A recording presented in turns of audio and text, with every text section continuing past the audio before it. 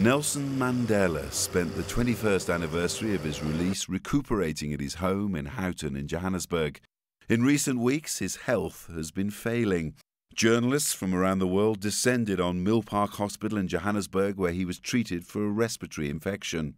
There is no need for us to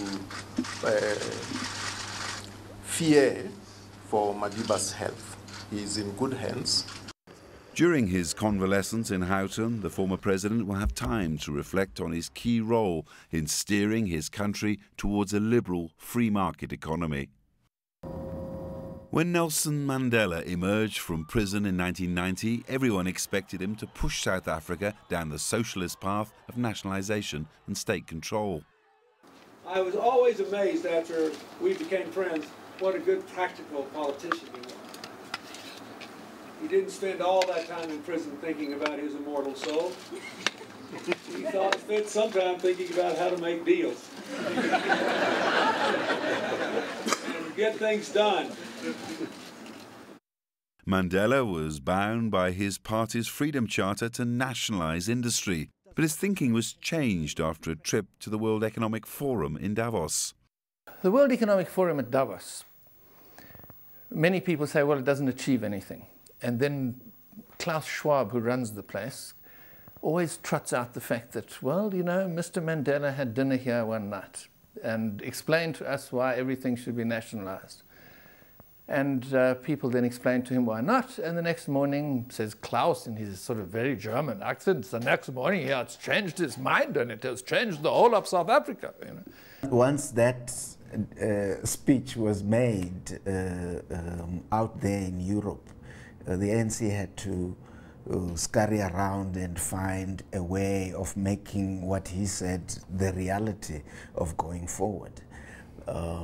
And in a sense, maybe he was influenced by what he was seeing happening all over the world, the rollback of socialism or communism, whatever people want to call it.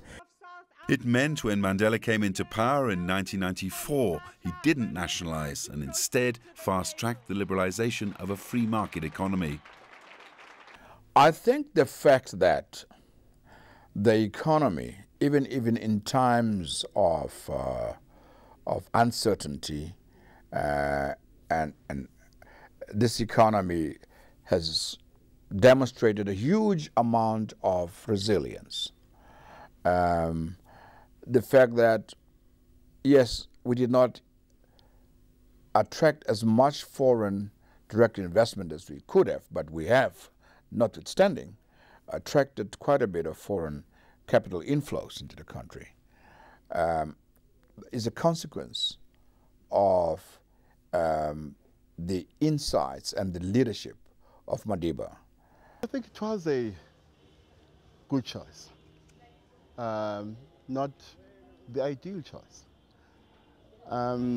Look, compromises were made throughout the negotiation process and after the negotiation process. What is still in dispute is whether all the compromises that were made were necessary. There are those who argue that Mandela and the ANC gave too much. Nevertheless, the free market approach made South Africa a bustling economy, attracting billions of dollars in foreign investment. One of the lesser known but significant legacies of Nelson Mandela.